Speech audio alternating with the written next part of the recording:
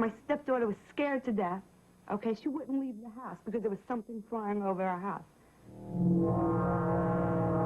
We thought it was the end of time. When I regained consciousness, I was on board of this, apparently on board the spacecraft, and I encountered two different types of beings. We have photographs, we have films, we have expert witnesses. What more do you want? We could prove that these objects exist. We're past the point of proving they exist. The question now is, why are they here, and what do they want?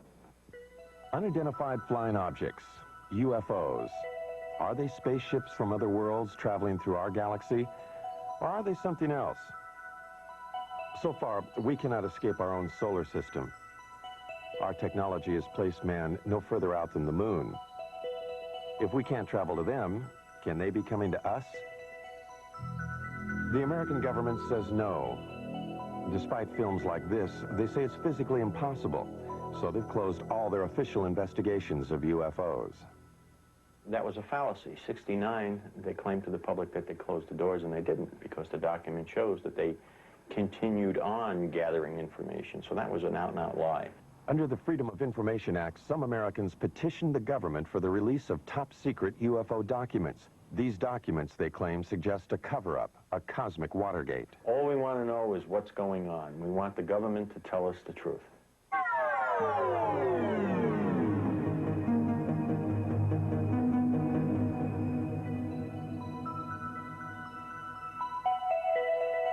The truth, some believe, is that a higher intelligence from a planet far beyond our galaxy has mastered a technology that makes it possible for them to do things we can only dream of. They believe that these beings are penetrating the galactic mist that shrouds and protects our planet. Some believe that these extraterrestrials' technology is so advanced that they might even have visited us long before the birth of Christ. Are there secret messages carved in the stones of the pyramids of Egypt? Messages that tell us of the mysterious voyages of ancient astronauts? On the pyramids of Egypt and Mexico, and in primitive cave drawings all over the world, there are carvings and images that many describe as being of intergalactic travelers dressed in spacesuits and helmets.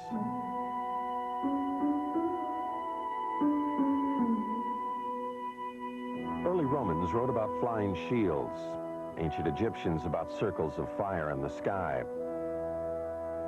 Are these references and these drawings about spacemen, or about the gods they worshipped in the heavens above?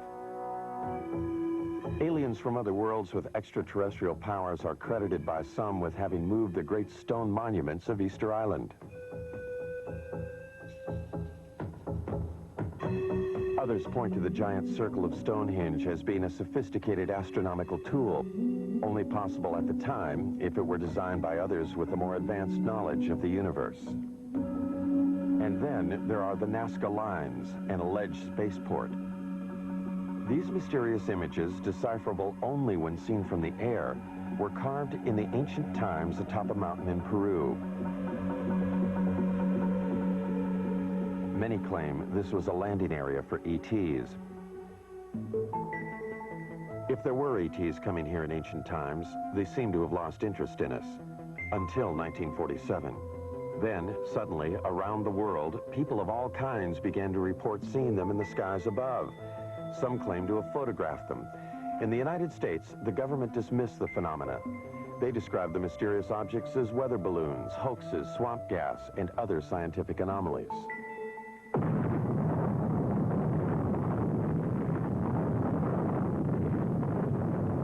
World War II had just ended. A new age had begun at the Alamogordo Flats of New Mexico. The atomic bomb had unleashed an energy that some believed would take us beyond the stars. Reason enough, some say, for those higher intelligences who dwell in other worlds to return for a second look at us Earthlings. They would have to look beyond the shadows of our mushroom clouds. They would need to know what our universal intentions were. In the years after the war, Navy and Air Force pilots regularly reported sightings of UFOs.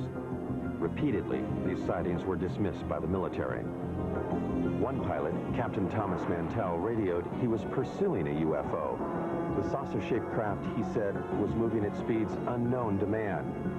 He pursued the craft until his own plane exploded in midair. The Navy investigated the crash and attributed the explosion to the pilots pushing his plane too high and too fast. Others said Mantell was a casualty of an extraterrestrial attack. UFO proponents charged a government cover-up, the first, they say, of many. UFO investigators allege that the government cover-up went into high gear with the Roswell, New Mexico incident in July 1947. Roswell was the site of an Army Air Force base 118 miles from the atomic testing grounds at Alamogordo and only 220 miles from Los Alamos, birthplace of the atomic bomb. On July 2nd, this rancher, Mac Brazel, saw something crash in a field outside town. Brazel died in 1963, having kept a pledge to the Air Force to keep secret the story of what really happened in this field. Brazel talked to only one person about those events, his son, Bill, now 60 years old. He told him that whatever crashed here was something he could not identify. According to my dad, there was a bad thunderstorm the night before, and the next day he was out on the ranch and he found this debris. And he picked it all up in his pickup and was talking to people, and of course there was some talk about UFOs. He was going to Roswell, and as far as I know, he got in touch with the Sheriff's Department. They in turn called the Air Force. Then the Air Force got with Dad and swore him to secrecy, and they came out to the ranch and picked up this debris. Major Jesse Marcel, the chief intelligence officer at the base, was assigned the task of collecting the debris from the crash site. His selection for the job, UFO proponents say, is proof that the Air Force knew from the start that... With my knife. I found one piece of metal, what looked like metal anyway. It was not flexible, but it was as thin as a foil in a pack of cigarettes. It was that thin. One of my boys told me, he said, there's something unusual here. He said, I tried to make a dent in this metal, but he says, you can't bend it. You can't make a mark on it. He says, I took a sledgehammer and whammed it. I put it on the ground and whammed it. The sledgehammer bounced off of it. When Major Marcel reported his findings to officials back at the base, they issued a startling press release. They had a flying saucer. The next day, Major Marcel was assigned to take the remains of the crashed objects to Wright Field in Ohio for further examination. However, the plane landed at Carswell Air Force Base in Fort Worth, Texas. General Alfred Ramey took one piece of the object off the plane and called a press conference. Then, Major Marcel was given different orders by Ramey. He was not to continue on to Wright Field. He told me not to say anything. He says, I'll handle it from now on. And that's exactly what he did. When he came out, he said, he told the press that was there, he said, that was nothing but a weather balloon, crashed weather balloon. Marcel, under orders not to say what he believed, only recently spoke out against the Air Force's revised story. It was definitely not a weather balloon. And it was an aircraft. So what it could have been, I wouldn't know. I still don't know. Mac Brazel, who had a rancher's knowledge of such things, told his son that, like Major Marcel, he knew the object was not a weather balloon. He said that's what the Air Force tried to make him believe, that it was a weather balloon. And he said, Bill, he said, it was not a weather balloon. He said, I don't know what it was.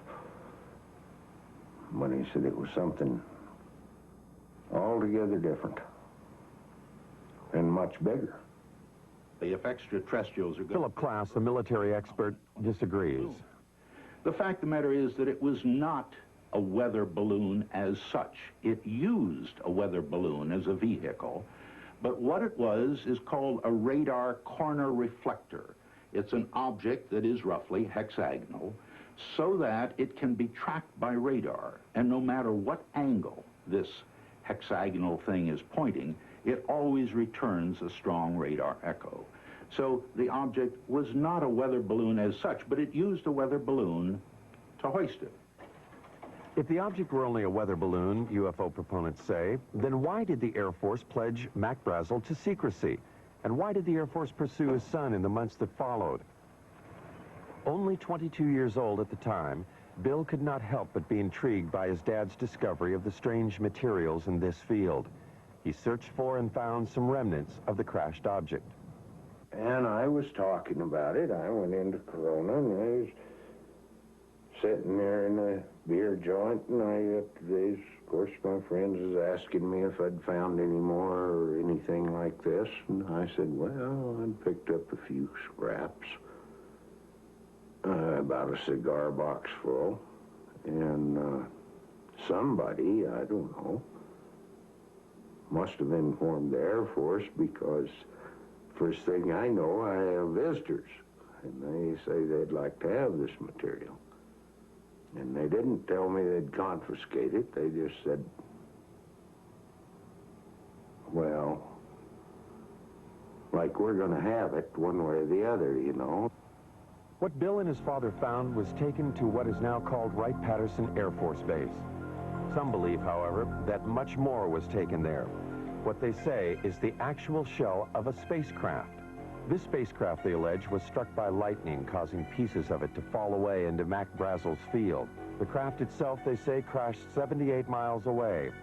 The story has it that the spacecraft and the bodies of its alien crew members were then taken to Wright Field and stored in Hangar 18. Myth or fact? The Air Force denies the existence of craft or ET bodies. Nothing has surfaced in the Freedom of Information Act released top-secret government documents.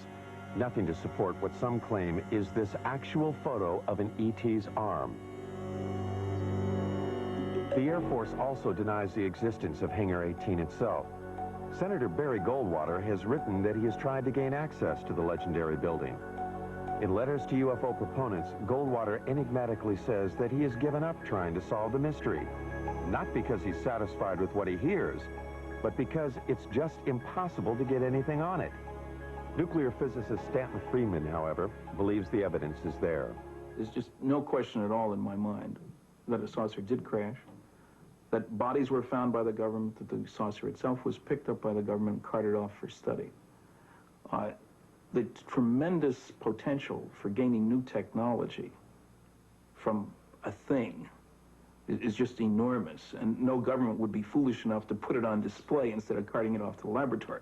Look, it's one of these situations of where if I were a freelance writer or I'd like to make a story, I would love this story. It's great. It would make good copy.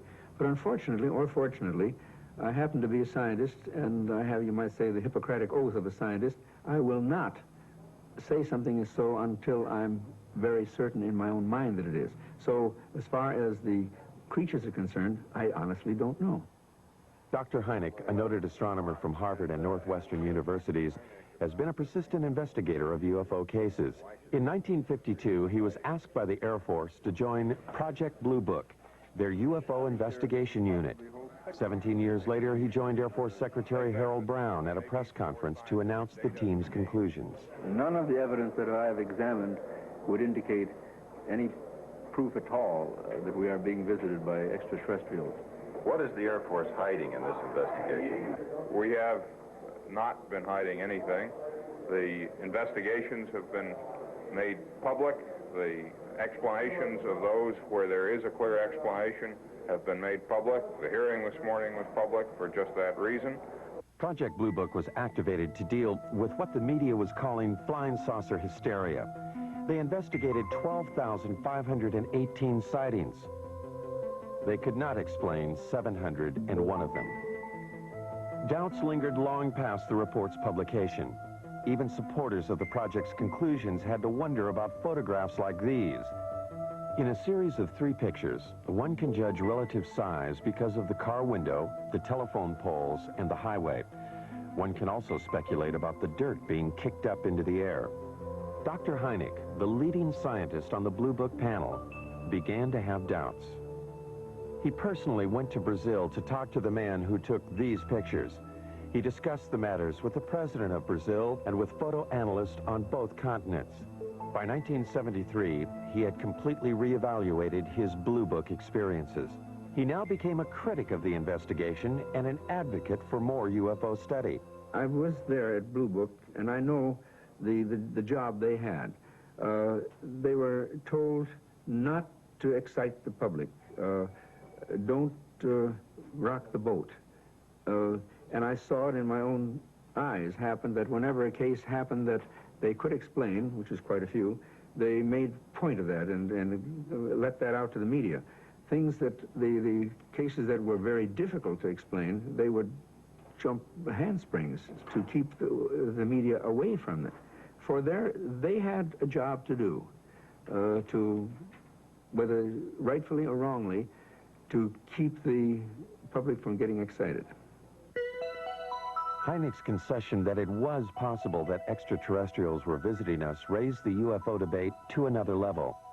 A major establishment astronomer and a man trusted by the Air Force was now saying that intergalactic spacecraft could be traveling through our solar system. His pronouncements caused scientists who might otherwise have stayed out of the UFO debate to enter it. They called Hynek's proposition fantasy. But if we just think of our own galaxy, you know, it's 100,000 light years across. That means to travel from one side of that galaxy to another side, to the other extreme edge, would take you 100,000 years if you traveled at the speed of light.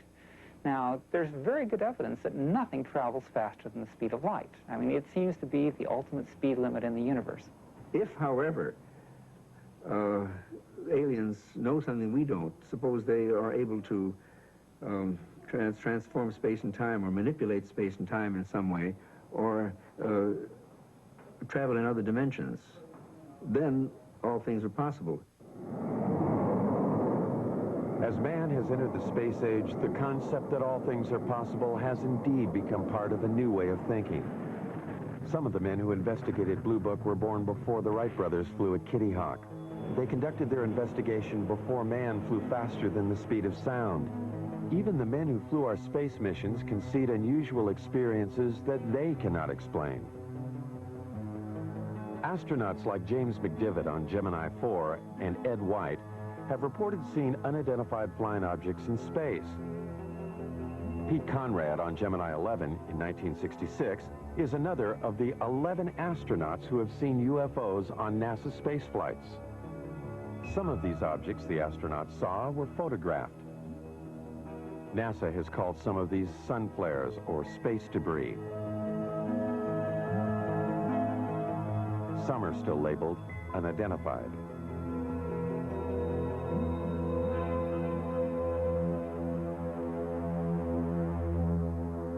Astronaut Gordon Cooper was so impressed with an unidentified flying object he saw that he wrote about it to a special United Nations commission studying the phenomena.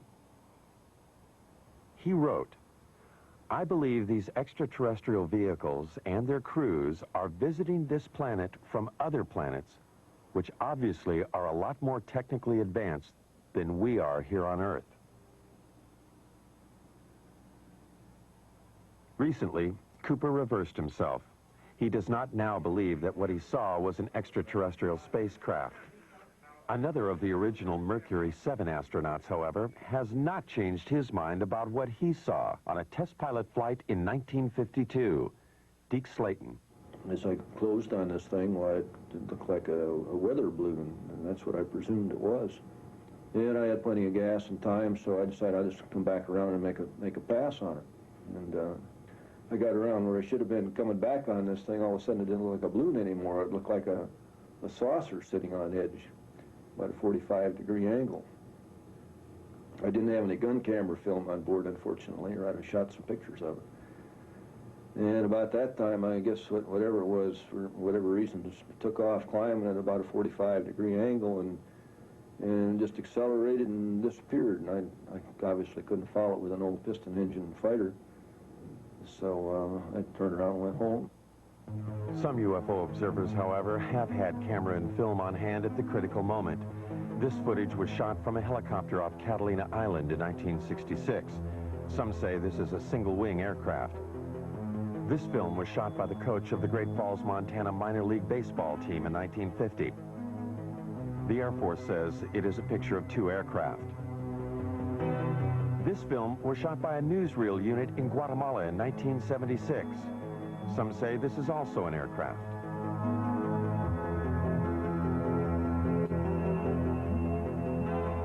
This film was taken by a Navy cameraman on vacation in Tremonton, Utah in 1952. The Air Force speculates that these are seagulls. Dr. Hynek disputes the Air Force's explanation of these films. This, plus his feelings about the eyewitnesses, helped change his mind. I began to get certain doubts because not so much of any specific case, although there were quite a few, it was the people themselves. I said to myself, well, now, come on, how much longer am I going to call these people crazy? And when I changed my glasses, you might say, a little bit, and took a view that maybe these people aren't crazy, and began to realize what sort of people they were, the people who would be accepted in any court of law as a witness, let's say, good, solid people, I said to myself, well, the time has come to maybe change my attitude. It was Hynek who coined the expressions close encounters of the first, second, and third kinds. A close encounter of the first kind is one that centers upon a visual sighting. Hynek investigated first-kind encounters in 1983 in New York State. Local residents and commuters just 40 miles from New York City had been reporting sightings of an unusual object in the night skies for over a year and a half. Sightings were reported on at least 50 separate nights during the 18-month period. Over 9,000 eyewitnesses, lawyers, teachers, CPAs, advertising executives, nurses, and factory workers reported seeing the unidentified phenomena. Newspapers and television almost weekly carried reports of the sightings. From different places throughout the area, eyewitnesses all reported seeing the same thing. I looked up, and right over my head, virtually, it wasn't far off, it was right over my head and very still, there was a rim of lights in the shape of a triangle. It was just a tremendous object. It was anywhere from wingtip to wingtip, about 50 or 60 yards. These were very, very unusual lights. I've never seen anything like it in my life, and so I pulled my car over and I had to take a look. I mean, he would drive down the road and look up in the sky. Some people, like Bob and Lori Pozzioli, were determined to film the object. And then one night, he spotted this one round object. And that's when he called me, and he said, quick, let's get the camera. And we did. Oh, good God. I don't know. Not quite. I'm going to tell you something, honey. I don't know what the hell it is. It's rotating. Bob and Lori photographed this unidentified flying object near their home in Brewster, New York. Bob is a vice president in a Manhattan computer firm. Some of their friends and Lori's parents thought they were crazy, despite this photographic evidence. Yeah, it's turning very, very slowly. 9,000 odd people have seen this thing, or whatever it is, and they all just can't be crazy. Bob and Lori have 2 children. They are concerned about what they saw in the sky. They also wonder why the government hasn't investigated the event. Their concern is shared by David Scarpino, an accountant who works in New York City. Scarpino, a family man, has publicly called for a government investigation. He and others, like Bill Healy, a meteorologist at the county airport, made this demand at a town meeting. Public furor has been led by County Clerk Dennis Sant. Sant feels that a government investigation is indicated by the fact that eyewitnesses have all reported seeing the same thing. You know, the movement was almost like a probing movement. It was very slow, and it stopped periodically and stationary, where it just came to a standstill, and then it would move to another position, and the movement from one position to another was just extremely slow. Now, the speed at which it was going at that point was very slow, because I had to walk at a very slow, deliberate gait to keep up with the lights. Every step I took, it moved a little bit. It moved in a very straight line, very slowly. There was absolutely no noise. When I walked away from it, at that point, it started to rotate virtually, almost as it was on an axis. It didn't make a big loop. It just rotated. that appeared, as I said, to rotate in the sky, change lights. Aircraft, I don't care how well precise you want to be in flying those suckers, you're not going to be able to make them move 90 degrees. All right, this thing did apparently rotate. You can't do that with aircraft. Could it have been an aircraft or many smaller light planes flying in formation? The media attention given the sightings prompted 6 pilots at a local airport to try to prove that it could be just that. Amused by the idea of UFOs, the pilots planned and flew at least 18 daring nighttime missions, flying in formation, sometimes without lights.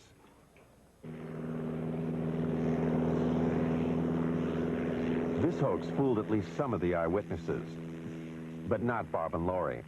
They claimed that in addition to photographing the UFO, they also videotaped the light airplanes as they enacted their hoax. There are 6, and the lead one has his 3 lights on. Everybody else only has 2.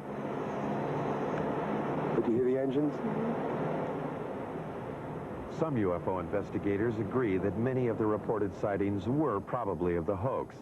But some eyewitnesses, they say, were clearly able to differentiate between the hoax and the unidentified object. As it was coming over, there was a star in the sky, and as the lead light went under that star, right behind it, you could still see the star, which meant it was not a solid object. And as it was going overhead, you did hear engines.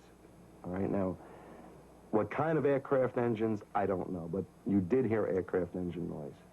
Engine noise, different lights, and different flying movements, UFO proponents say, clearly make the airplanes IFOs, identified flying objects. But this object, or objects, remains unidentified for many. Some eyewitnesses refuse to accept the possibility that these are also the lights of the airplanes. I know what it wasn't. It wasn't an ultralight. It wasn't a blimp. It wasn't gas.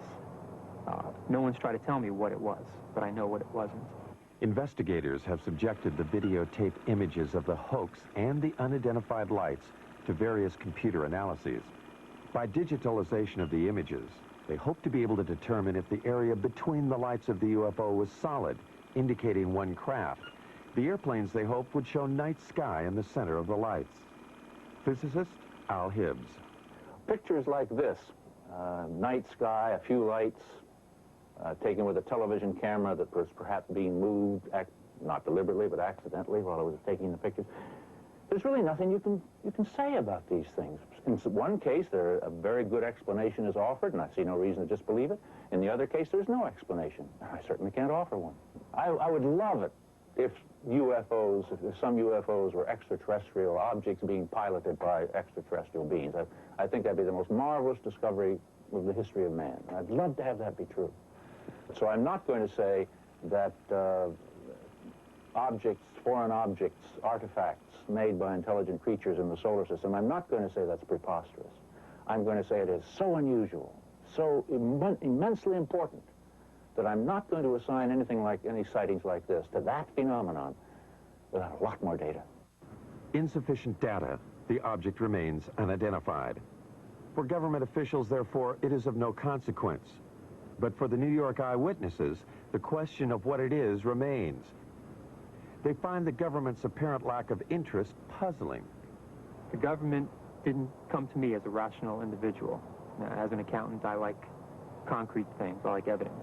For them to say that I didn't see anything without really talking to me and investigating it means that they were trying to hide something. And that was my feeling from the very beginning. They know something, okay?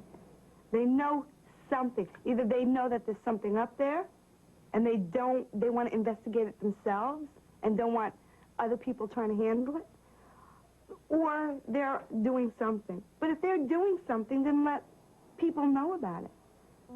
This New York State event occurred over a densely populated area and over a nuclear plant, prompting one eyewitness, New York attorney Peter Gersten, to suspect a government cover-up. With others, like Larry Fawcett, a police officer in Coventry, Connecticut, he helped establish Citizens Against UFO Secrecy. Fawcett, who says the way he views the world has been drastically affected by his sightings of a UFO in 1965, petitioned the government for the release of UFO-related documents. These documents, released under the Freedom of Information Act, were previously classified top secret.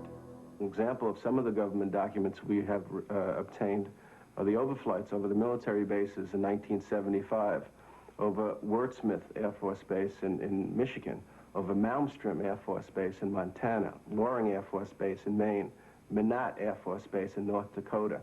Over a period of 6 weeks, unusual, unknown, unidentified objects were traveling at exceedingly quick and fast speeds. What's interesting is that even to this date, the government has not acknowledged that it was able to identify any of those objects. The documents do state that there were confirmed sightings at all 4 bases in October and November 1975. The first sighting was at Loring Air Force Base in Maine. Loring, like the other bases, was a Strategic Air Command installation. The documents do not state, however, that these objects were alien spacecraft. They do state that the military reaction was swift and concerned. At Loring, there were 2 separate events. Something unidentified appeared in the night sky above the weapons storage area. Larry Fawcett, having learned of the event in the released documents, investigated. Military people and guards in and around the weapons storage areas began to report lights hovering or landing within the weapons storage areas. Military people would respond to the area only to see the lights go out and the object disappear and then reappear over the runway. It's described as football-shaped, the length of maybe 2 or 3 vehicles, cars, if you will. The witness telling us that there are shimmerings of heat, as you would see off a desert scene in a movie. When we questioned the individual, could it have been an aircraft? Could it have been a helicopter?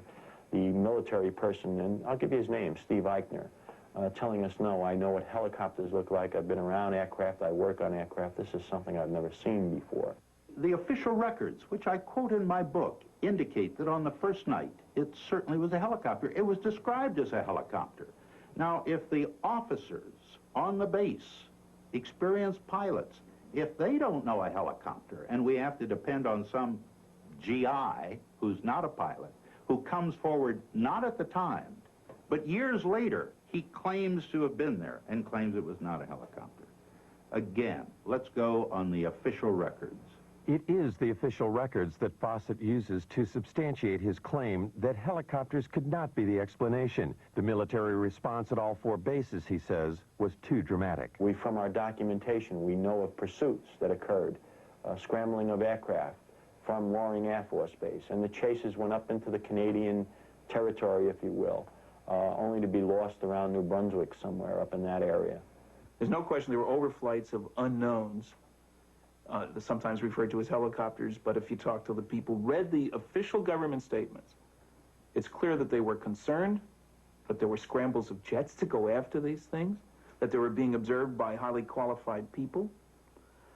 We were lied to, flat out, about those cases. And as a matter of fact, some of the documents we eventually got clearly indicated that there were instructions to local base commanders. Don't say anything about the sightings at the other bases.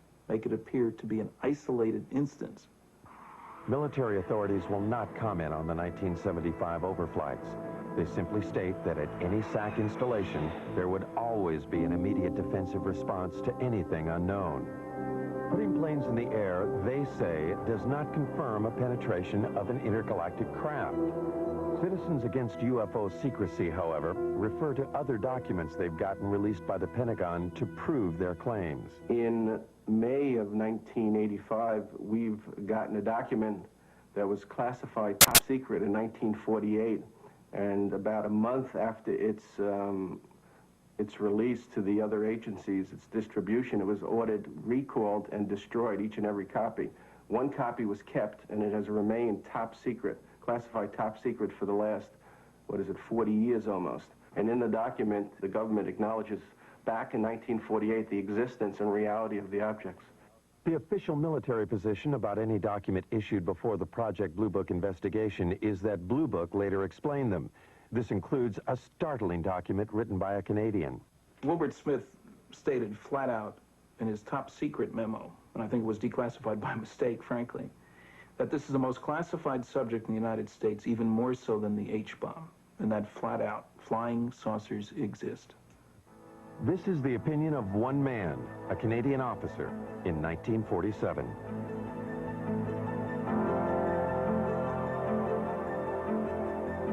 For proof that flying saucers do exist, some critics demand more than just the accounts of those who have had close encounters of the first kind, visual sightings. Even when first-kind encounters are reinforced by photographs, they fail to satisfy the need for physical evidence. This woman claims that she has had a close encounter of the second kind. A second-kind encounter is defined by its having physical evidence. Vicky Landrum, along with her grandson Kobe Lee, alleges that they, along with Betty Cash, were on their way home from a bingo game when they encountered something they had never seen before.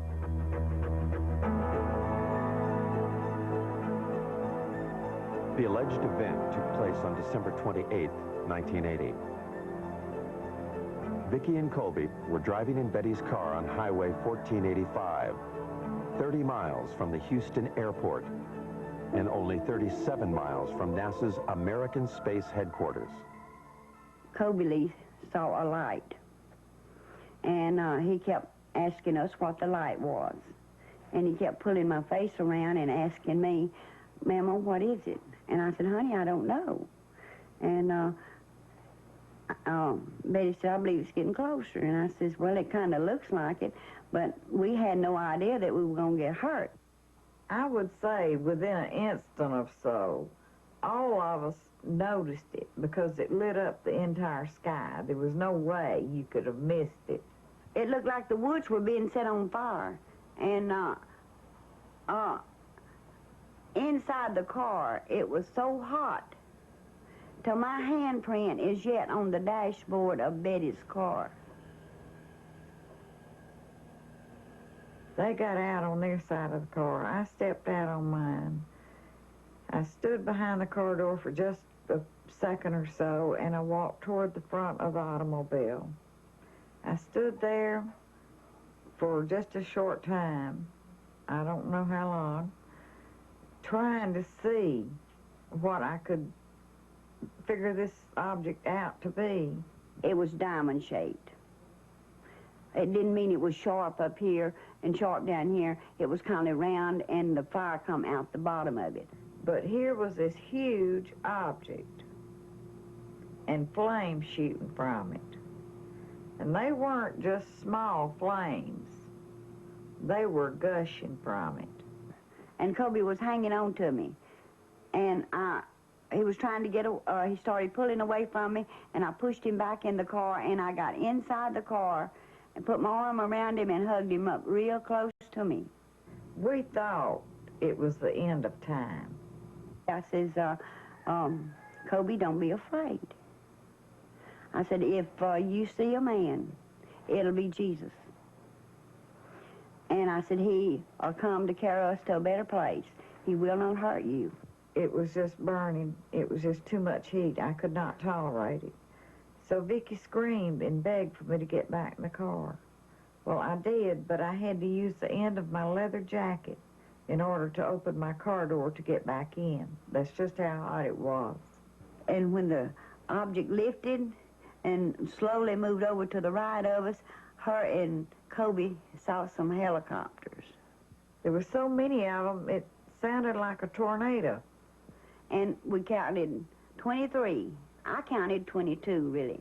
But Kobe said, there's one more. And I said, yeah, baby, that makes 23. And there were helicopters on both sides and also over the top of the object, or like they were trying to hem it in. The only apparent proof the women have for what happened to them is the illness they claim they suffered as a result of the encounter. It is the record of these illnesses that made this an encounter of the second kind. My eyes were burned so till they were swelled, and they were tearing till I could lay down at night, and the next morning my pillow would be completely wet, and I couldn't hardly see anything. Vicky was treated for burns, and she and Colby Lee suffered long periods of nausea. Betty Cash was hospitalized immediately after the event. She suffered severe hair loss and was also treated for burns and nausea. Since then, she has been hospitalized several times. It was the first time that I went into the hospital. They were treating us as burns. But then, after they found out really what had happened, then they started to treating us as radioactive burns. And since, I have had cancer. Betty's hospital records do not explicitly state that she was treated for radioactive burns. They do state, however, that she exhibited the symptoms similar to someone who might have been exposed to a radioactive element. Betty further maintains that she had no cancer history previous to the alleged encounter. Her records do confirm, however, that she does now have the disease. No, I'm not well, by no means. I wish, I pray, that I could be. With the help of Peter Gersten, the New York attorney for Citizens Against UFO Secrecy, the two women have sued the government to find out what it was they encountered that night. Was it a UFO, or an American weapon gone awry, or something else? I believe the story is a hoax. There is absolutely no evidence. The women's story is supported only by the claim of Betty Cash that she had serious health problems after the alleged incident. From my review of the Cash Landrum case, I would say that there's no question that an event took place, that those people were near something that was emitting radiation. I don't think it was an alien spacecraft, frankly. I think it was a nuclear-powered aircraft. That's why all the helicopters, it's standard practice if there's a classified system around. There are guys ready to go there to keep somebody else from getting that should it crash. The facts are that the U.S. Defense Department investigated. They could not locate 22 twin-rotor helicopters that could possibly have been flying in that area. And in fact, as Colonel Saran, who made the investigation, told me, he said, Phil, this occurred over the Christmas, New Year's holiday. He said, you couldn't get that many helicopters. You couldn't get a military operation into the air over the Christmas, New Year's holiday unless the nation was at war. The object was there. It existed. There's no question about that. What's interesting is that for the first time, the government has suggested that it wasn't theirs, that it was possibly a true UFO. And nowhere has the government ever admitted, other than this basic document that we've gotten from 1948, that UFOs exist. I love this country and for all it stands for, but I wish they would tell us the truth. If extraterrestrials are coming here, what do they want? Are they coming here just to observe us, or are they making actual contact with some of us? Contact with an alien is what Dr. Hynek calls, and what Steven Spielberg has celebrated in the movies, as a close encounter of the third kind. Charlie Hickson says he's had such an encounter. These things, evidently, they're coming from another world somewhere. I don't know what message they have for us or what they intend to help us, but certainly they're not going to harm us because they didn't harm me. Charlie Hickson's alleged abduction aboard a UFO in 1973 followed the story of Betty and Barney Hill's abduction in Exeter, New Hampshire in 1961. A most recent claim of a close encounter of the third kind occurred not in the backwaters of Mississippi, but in the heart of New York City. Rosemary Osnato. Suddenly I hesitated, or I couldn't seem to put the key in the door. And I just turned around and wanted to go up to the roof. And this seemed rather odd because you just don't do that in New York. You don't go up on the roof at 1 o'clock in the morning. It's just not something you do. And yet I was doing it. And there seemed to be a very bright light that was shining in the hallway. And I thought this was moonlight at first, you know, and apparently it wasn't moonlight, because when I got up there was a very bright light up on the roof. And then it went out for a few seconds. And then it came back on again. And I was just lifted, physically lifted, in that beam of light. When I got into the craft, I was led by a group of, I guess, more than one, group of grayish-skinned, small men or women, I don't know what they were, but large eyes, thin, frail, and they communicated telepathically. 19-year-old Travis Walton of Snowflake, Arizona, claims he encountered similar aliens in 1975. Walton was, in his words, zapped by a blue light when the spaceship appeared when he was working in the forest. When I regained consciousness, I was on board of this, apparently on board this spacecraft, and I encountered two different types of beings. The first type of creature I saw was about 5 feet tall. They were very white-looking. Their skin was very pale, and they didn't have any hair on their heads, and they had enormous eyes.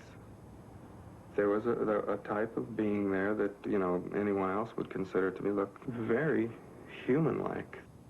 Walton was found on a roadside 5 days after he disappeared from the forest. He could, however, recall only what seemed like an hour of time passed. Time he claims he spent aboard an alien spacecraft. Now 29, he reflects on that experience.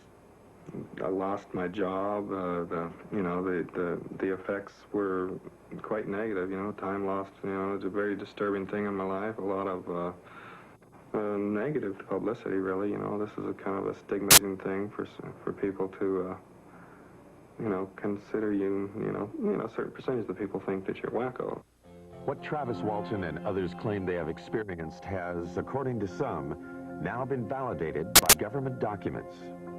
About to join the literature of third-kind encounters is the startling tale of an alleged landing of a spacecraft outside an American Air Force base in Rendlesham, England. The American military admits they are still withholding 6 documents. In the Bentwaters case, we have an eyewitness, which is rare.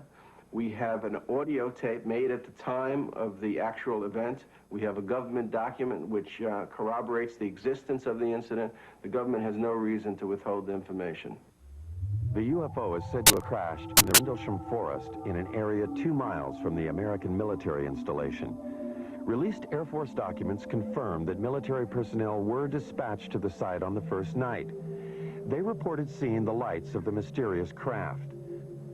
On the second night, after Geiger counter readings indicated increased radioactivity in the area where it seems something could have landed, the commanding officer of the base, Colonel Charles Halt, along with several officers and enlisted men, also reported seeing the UFO. Halt wrote this document reporting the sighting. It clearly indicated the presence of a strange glowing light that illuminated the entire forest. It tells of pulsating red and blue lights and of the objects disappearing.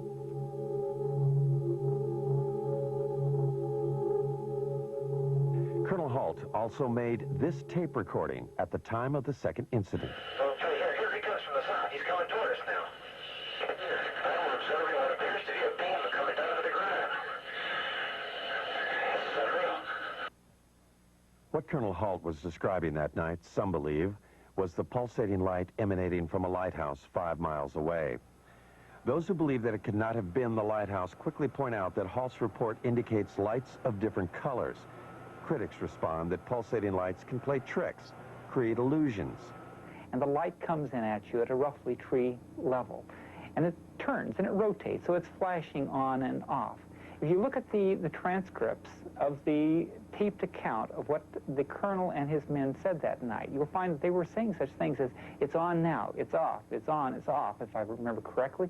And that sequencing corresponds precisely with what the rotational frequency is for the lighthouse. The lighthouse theory deals only with a close encounter of the first kind. What of the close encounter of the third kind? The story told later by several American enlisted men. The story, they say, they were ordered not to tell. Afraid to reveal his identity, one of them talks about the alleged encounter. The senior officers seemed very calm with it. And the lower ranking people like myself didn't know what to make of it and almost maybe shock had set in because we were very apt to listen to what we were told to do. I know conversation took place between our base commander and individuals that were in the craft. Our base commander at that time apparently even shook one of their hands. Something tells me at that time they had difficulty with the craft, and we even gave them help in repairing the craft. The lighthouse explanation for Colonel Halt's report cannot explain away the account of the alleged landing and third-kind encounter. And so far, nothing in the released government documents confirms such an encounter. There are 6 documents that the government is withholding concerning the incident in Bentwaters. I want to know why they're withholding that information. They do not have a right to withhold that information, and I want to know what that information is. The government will not release the documents for national security reasons. Citizens Against UFO Secrecy maintain that the government uses national security as a cover for withholding UFO-related material. Recently, they sued for release of a document from the National Security Agency. When they got it, it looked like this. When you go through it all, and somebody actually added up the percentage of the paper, more than 3/4 of this document isn't there. It means quite clearly that there is a cover-up. Anybody who says the government isn't holding anything back has to say, well, except for that stuff they won't release. I mean, this is a UFO document. It tells about NSA information about UFOs. Now, on the one hand, the government is still saying UFOs don't exist. Now, if UFOs don't exist, how can they affect national security? The government maintains that what is in the censored and unreleased documents is information that does not support the existence of extraterrestrials, but rather information that, if released, would compromise our own intelligence network. Much of the information in those UFO documents, the government claims, has to do with how we intercept and decode Soviet bloc messages. To release them would reveal to the Soviets and other potential enemies where we have listening stations. My goodness, the Russians might discover that we have a listening station in Leningrad, as an example, that we had intercepted some communications there. More important, it would reveal that we were able to decode Soviet coded messages. There are 3 basic reasons why the government does not come forward and release the information it has on UFOs. The first reason is technology. It is trying to learn as much about the objects before the Russians.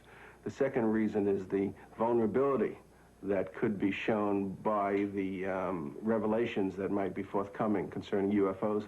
And the third reason is the hysteria that might be caused by the release of this information.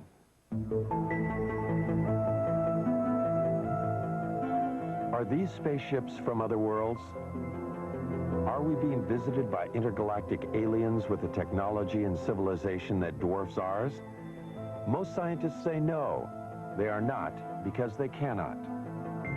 UFO proponents say they are, that our myopia prevents us from seeing life elsewhere as being different from ours.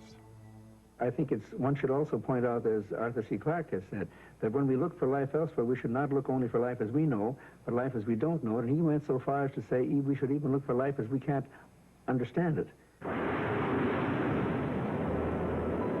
We are now only beginning to free ourselves from the gravity that binds us to our own planet.